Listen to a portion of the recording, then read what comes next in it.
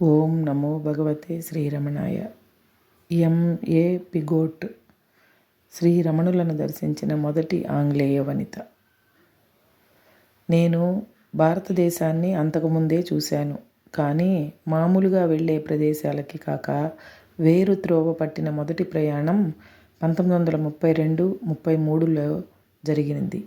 భారతదేశంలోని పవిత్రమూర్తులని దర్శించాలని నాకు చాలా కోరికగా ఉండేది, కానీ అప్పటి వరకు అది ఫలించలేదు.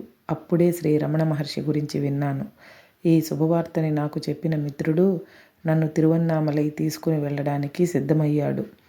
అలా వెళ్ళాను. మహర్షి ఒక సోఫా మీద ఆసీనులై ఉన్నారు. వారి ఎదుట అగరవత్తులు కాలుతున్నాయి. హాలులో 1 డజను మంది ఉన్నారు. నా కోసం ఒక కుర్చీని ఎవరో తెచ్చిపెట్టినా నేను నేల మీదే కూర్చున్నాను. మహర్షి నేత్రాలు నా వైపే చూస్తున్నాయని అకస్మాత్తుగా గ్రహించాను. అవి మండుతున్న అగ్ని కణాలలాగా నాలోకి చొచ్చుకుపోతున్నట్లుగా అనిపించింది. అంతగా కొల్లగొట్టుతున్నట్లు అనిపించే అనుభూతి నాకు అంతకు పూర్వం కలగలేదు. భయం వేసింది. ఆ అరగంటలో నాకు నా పట్ల కలిగిన ఏహ్యభావము, నా జీవితపు అల్పత్వము వర్ణించలేము. పరిపూర్ణ కాంతితో దోషాలన్నీ బయటపడ్డాయి. సాయంత్రం ధ్యానానికై హాలులోకి వచ్చినప్పుడు హాలు ఎంతో ప్రశాంతంగా ఉంది. ఆ పవిత్రుని నేత్రాలు తీక్షణంగా లేవు. ఎంతో ప్రశాంతంగా అంతర్ముఖమైనట్లు ఉన్నాయి. నా కష్టాలు, సమస్యలు అన్నీ పల్చబడి కరిగిపోయినట్లు అనిపించింది. ఈ లోకంలో చాలా ముఖ్యమైనవి అంటూ నేను పరిగణించేవన్నీ తృణపాయమైపోయాయి. కాలగమనం మరిచిపోయాను. అప్పటి నుండి కొన్ని వారాల పాటు నా దినచర్య ఒక క్రమాన పడింది. ప్రొద్దున్నే 6 గంటలకు బండి వచ్చేది. నన్ను ఆశ్రమం దగ్గర విడిచి సాయంత్రం తిరిగి తీసుకుపోవటానికి మళ్ళీ వచ్చేది. పగటిపూట నేనుండటానికి చిన్న గుడిసెనిచ్చారు. ఆ రోజులలో ఆశ్రమంలో రాత్రుళ్ళు స్త్రీలు ఉండే వసతి లేదు. ఆశ్రమానికి వచ్చిన వారిలో ప్రసిద్ధ రచయిత పాల్ బ్రంటన్ ఒకరు. మేము ఎన్నో ఆసక్తిదాయకమైన విషయాలను మాట్లాడుకున్నాం. హాలులో ప్రశ్నలు అడగటం శ్రమతో కూడిన పనే అయినా బ్రంటన్ మద్దతు వల్ల నా బిరుకు పోయింది.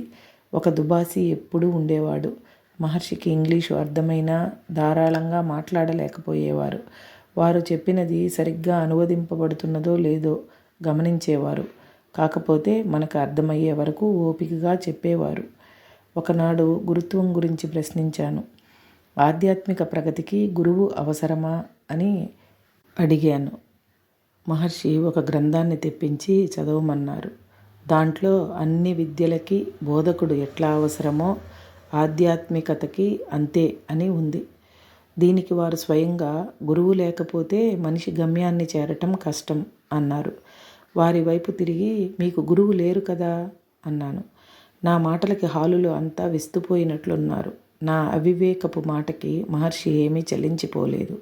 పైపెచ్చు కంటిలో మెరుపుతో నా వైపు చూశారు. తల వెనక్కు వాల్చి ఎంతో సంతోషంతో నవ్వారు. దానితో వారంటే నాకెంతో ప్రీతి ఏర్పడింది. తనని చూచి తాను నవ్వుకోగలిగిన యోగి నిజమైన యోగే అనిపించింది. ఒకనాడు ఒక ఆయన హాలులోకి పరిగెత్తుకుంటూ వచ్చి మహర్షికి సాష్టాంగ నమస్కారం చేశాడు. తీవ్రంగా ఏడుస్తున్నాడు. అతనికి ఒళ్ళంతా దుఃఖంతో కదిలిపోతోంది. మహర్షి ఏమీ అనలేదు. వారు తల పక్కకు తిప్పుకున్నారు. ఏమీ పట్టనట్టున్నారు. కొంతసేపటికి ఆ మనిషి దుఃఖ తీవ్రత తగ్గింది. శాంతుడైనాడు. అప్పుడు అతను ఎంతో గౌరవంతో లేచి మహర్షికి వంగి నమస్కరించాడు. అతని వైపు చూచి మహర్షి చిరునవ్వు నవ్వారు. ప్రపంచంలోని పువ్వులన్నీ సుగంధాన్ని మా నడుమ కుమ్మరిచ్చినట్లు అనిపించింది నాకు. ఇంకోసారి పాము కాటు పడిన ఒక నిరుపేదను తెచ్చి వారి ముందు పడుకోబెట్టారు. భయంతో అందరూ చూస్తుండిపోయాం. వారు మాత్రం ఏ దూర తీరాల వైపో దృష్టిని నిలిపి కూర్చున్నారు.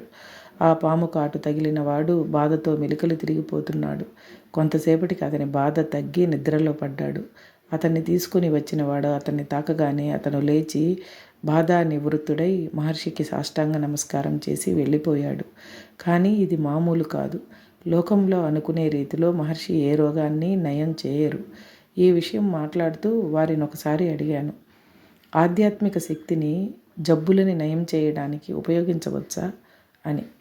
వాడవచ్చు, అది అవసరమని తోస్తే అంటూ దానికి ఎంతో శక్తిని ఉపయోగించాలి. ఆ శక్తిని ఇంకొక మార్గంలో అంతకన్నా మంచి పనికి ఉపయోగించవచ్చు అని చెప్పారు. మహర్షితో నా వీడ్కోలు సంభాషణ జరిగింది. ఆనాడు మధ్యాహ్నం వారెంతో మృదువుగా ఉన్నారు. దేహానికి నేనుకి అంటే అహానికి ఉన్న సంబంధం గురించి మళ్ళీ అడిగాను. వారు చిరునవ్వు నవ్వి, ఇవాళ పొద్దున్నే బంగళా నుండి బండిలో వచ్చావు. బండి వచ్చిందని అనవు కదా, నేను వచ్చాను అంటావు. అంటే ఆ బండితో తాదాత్మ్యం చెందవు. అట్లాగే నీ దేహాన్ని కూడా బండిలాగానే పరిగణించు. దానిని జాగ్రత్తగా చూచుకో. నీకు విధేయమైన సాధనం వలె ఉంటుంది. కానీ అదే నేను అని మోసపోక. మా సంభాషణ ముగిసే ముందు వారు ఈ ఉపనిషద్వాక్యాన్ని ఉటంకించారు. అవగాహన అయిన వానికి అన్నీ ఆత్మే, అన్నిటి ఏకతని గ్రహించిన వానికి ఇంకా ఏం దుఃఖం ఉంటుంది, ఏం సమస్యలుంటాయి అన్నారు. మహర్షి ఏకాంతంగా దొరుకుతారా అని ఎదురు చూస్తూ నిరాశ చెందాను. అందరి ఎదుట మనసులోని బాధని చెప్పుకోలేం కదా. ఒకనాడు ఉదయం హాలులోకి వెళ్ళాను. ఎవ్వరూ లేరు, పరిచారకుడు లేడు. వారు ఒంటరిగా అద్భుతమైన ప్రశాంతతను, శాంతిని విరజిమ్ముతూ కూర్చున్నారు. వారితో మాట్లాడవచ్చా అని నెమ్మదిగా అడిగాను. వారు తల పంకించి దుబాసి కోసం కబురు పంపారు. నా మొదటి ప్రశ్న, ఆత్మసాక్షాత్కారానికి అడ్డంకులు ఏమిటి? వారు స్మృతి, అలవాటైన భావాలు, వాసనలు అన్నారు. వీటిని వదిలించుకోవటం ఎట్లా అని నా రెండవ ప్రశ్న. వారి సమాధానం, ఆత్మని అన్వేషించటానికి ప్రతి భావాన్ని దాని మూలం వరకు పరిశీలించు. ఆ మూలం మనస్సే.